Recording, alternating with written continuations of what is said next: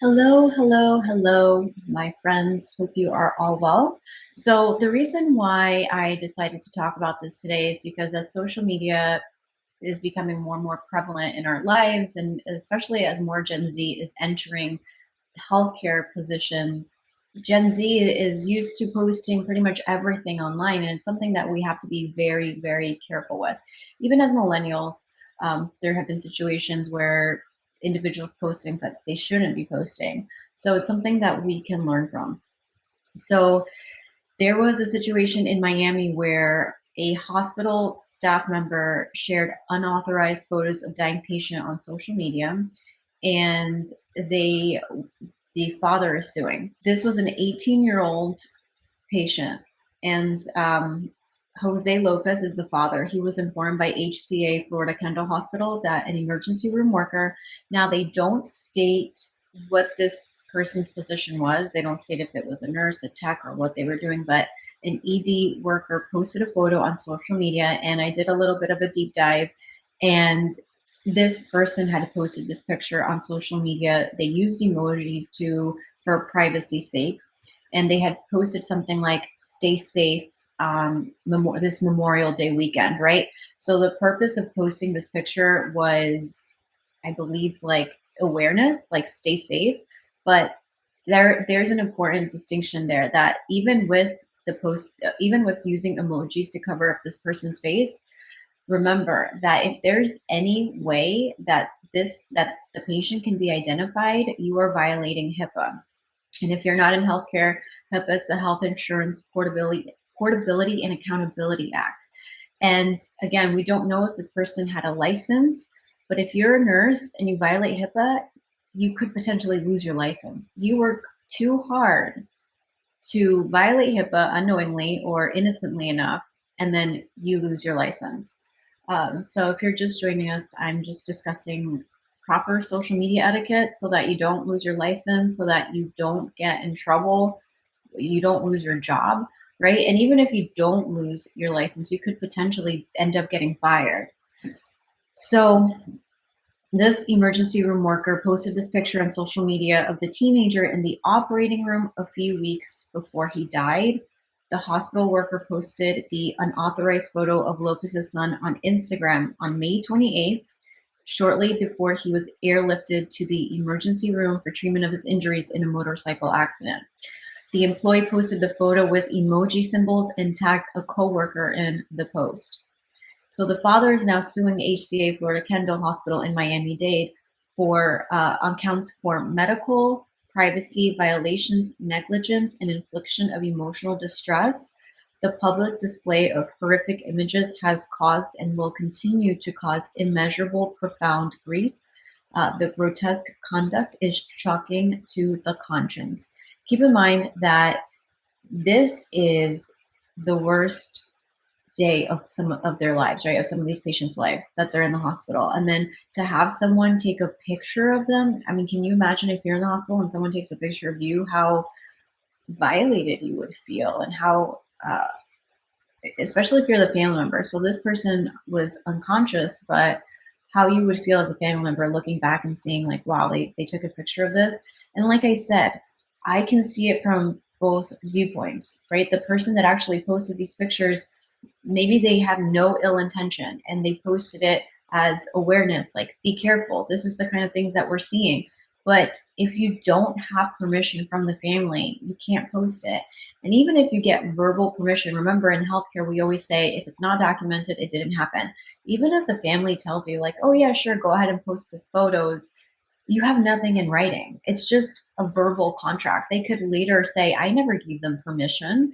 So just be very, very careful about what you are posting. And you shouldn't be posting anything, honestly, that could potentially jeopardize your license, could potentially jeopardize your job.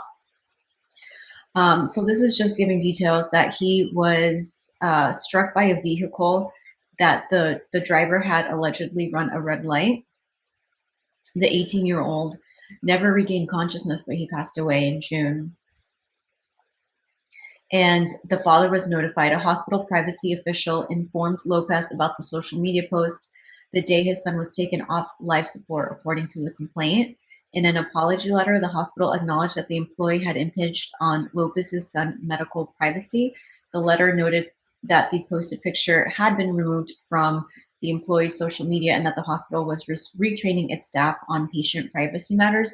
So the hospital in this situation did follow the appropriate steps. But again, that's the thing about social media. Be very cognizant and careful about what you're posting, because even though those pictures have been removed from that person's site, who knows if somebody else took pictures of that and now it's forever online. It will live forever. So the hospital said, we have addressed the situation and are taking steps to prevent such incidents from happening in the future. What the father is saying is that the actions of posting of these images on social media, but either so that the lawsuit says is basically that the hospital facilitated these actions by allowing that these images be posted on social media by either non-existent or inadequate or insufficient training, the lawsuit alleges. So the person that posted these pictures, it doesn't say whether or not they got fired, but they're also very lucky. I mean, the father probably went after the hospital system because it's going to be, well, I'll say he's probably hoping for like systemic changes, but also the hospital is going to probably be able to pay out a lawsuit versus an individual, right? But you could also be opening yourself up to an individual lawsuit when you post inappropriate pictures, or when you're posting. There have been so many instances now of people getting fired over TikTok. This girl got fired because there was a meeting going on in the background and she was making a video about making coffee and they could hear the meeting going on in the background and she got fired. So again, be very, very careful if you're a student, if you're in healthcare, about what you're posting, what you're saying, what's behind you. Is there anything in the background that could potentially give away like where you are or potential information? So the complaint adds, given the viral nature of the internet, it is not known how long the images were displaced and whether the images were circulated or disseminated by other Instagram users to their pages. And that's the thing now about the internet, that things live on forever. And so this isn't the first time that a Miami hospital employee has allegedly shared an unauthorized photo of a patient on social media. So feel free to weigh in on what are your thoughts on this lawsuit? What are your thoughts of this occurring? What are your thoughts about people posting things on social media? Have you ever been tempted to post something on social media, or have you ever done so and then gotten in trouble? So a Miami hospital employee has allegedly shared an unauthorized photo of a patient on social media. A neonatal intensive care nurse at Jackson Memorial Hospital was fired last year because she was accused of posting a photo of a baby with a birth defect on social media.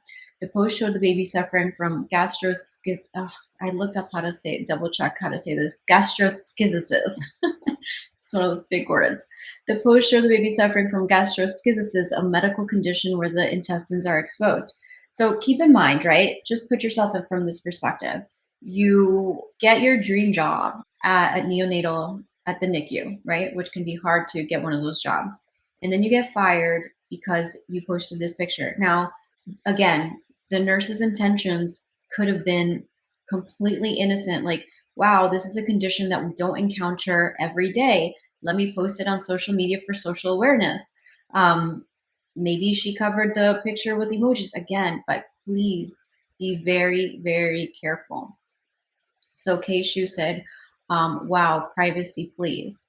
So be very, very careful. Even if it's like a phenomenal case and you're looking at it objectively from a scientific standpoint, like, wow, this is a great learning experience for other people in healthcare.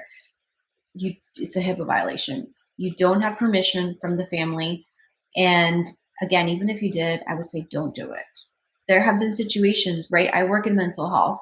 I would love to show what a mental health unit actually looks like from the inside, like a day in the life of a mental health nurse on a psych facility, right? I would love that to educate, but never have I taken out my phone and recorded on a mental health unit because, again, that's a minefield, dangerous for you, dangerous for your license. So, or for example, like just like with working in mental health, you see, oh, this is a perfect example of what mania looks like. This is a perfect example of what schizophrenia looks like. But again, these are human beings. We are, by law, we have to be compliant to the law. We have our licenses on the line. And even if you put emojis, even if you cover things up, it's obviously, this lawsuit just shows you that even with emojis, even with covering the face, if there's any way that they can determine that that's their son, that's their brother, that's their significant other, you are opening yourself up for litigation. You're opening yourself up to get fired. The other thing I want to say is, if you do get fired from a specific place, so for example, in Central Florida, we have pretty much two big hospital systems. We have Advent Health and we have not Osceola. We have I can't think of the other one. Dr. Phillips, Orlando Health. There we go. So we have Advent Health and Orlando Health, right?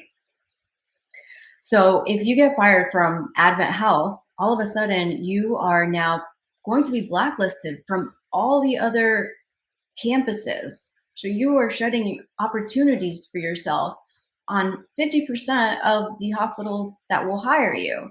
And then you're only left with the smaller hospitals. There's like Osceola Regional or Orlando Health. Orlando Health's not a small hospital, but what I mean is they don't have as many campuses as Advent Health does in Central Florida. So you are just closing doors for yourself. So before you post, think twice. I think that's the takeaway for today, right? Before you post, think twice. Is this something that could potentially get me in trouble? Is this something that is violating HIPAA? Is this something that's violating the nursing oath that I took? Is this something that could put me at risk in any way, right? And if it does, it's not worth it. It really is not worth it. So, anyways, thank you so much for watching. Make sure that you hit that like button. Make sure that you subscribe. And until next time, my friends.